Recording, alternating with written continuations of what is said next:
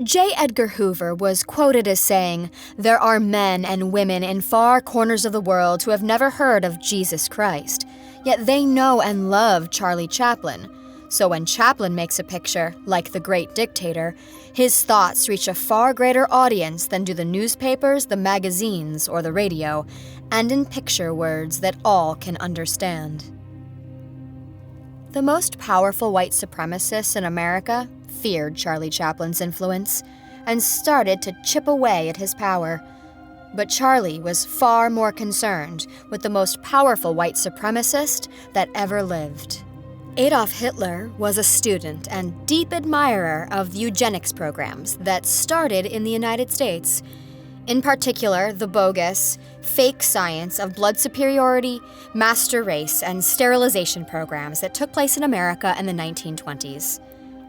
These eugenics programs predominantly targeted minority populations, which many Nazis at the Nuremberg trials repeatedly referred to as justification for their actions.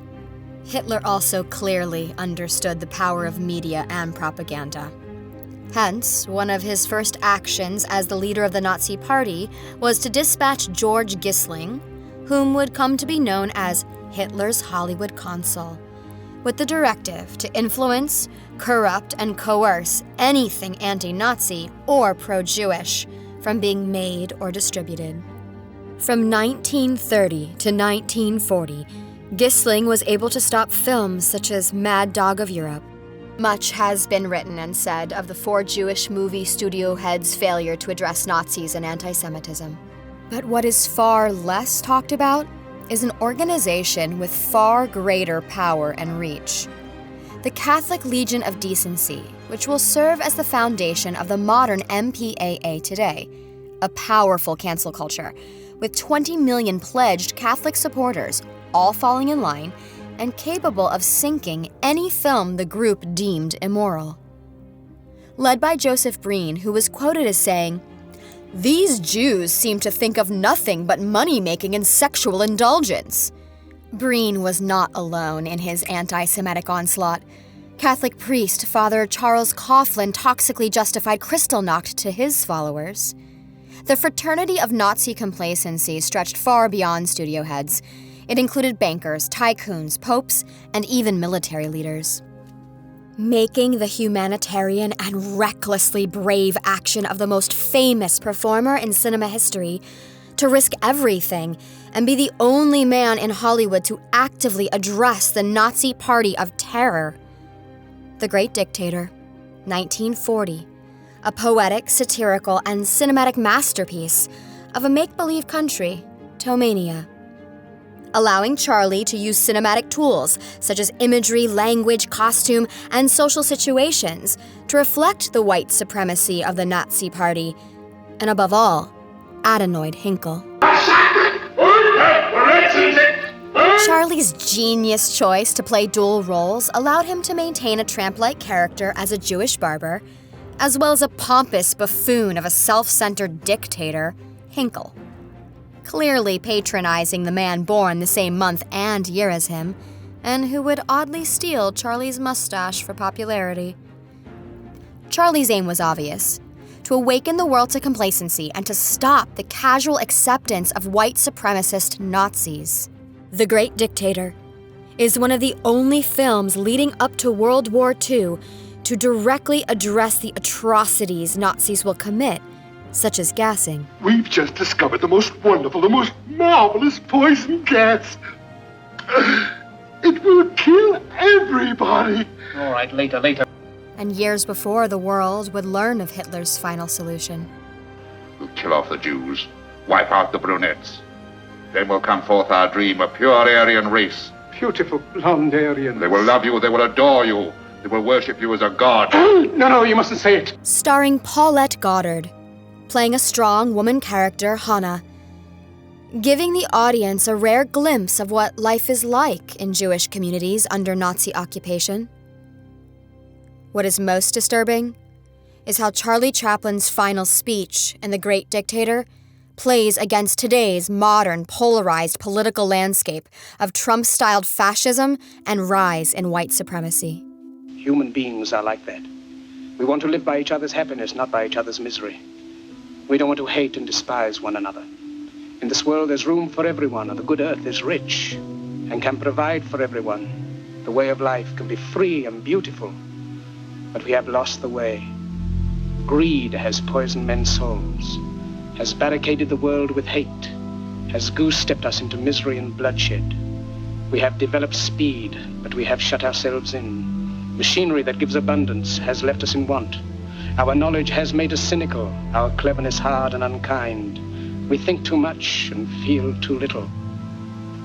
You, the people, have the power to make this life free and beautiful, to make this life a wonderful adventure. Then in the name of democracy, let us use that power. Let us all unite.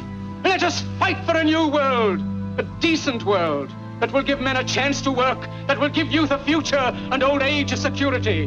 By the promise of these things, brutes have risen to power, but they lie. They do not fulfill that promise. They never will. Dictators free themselves, but they enslave the people.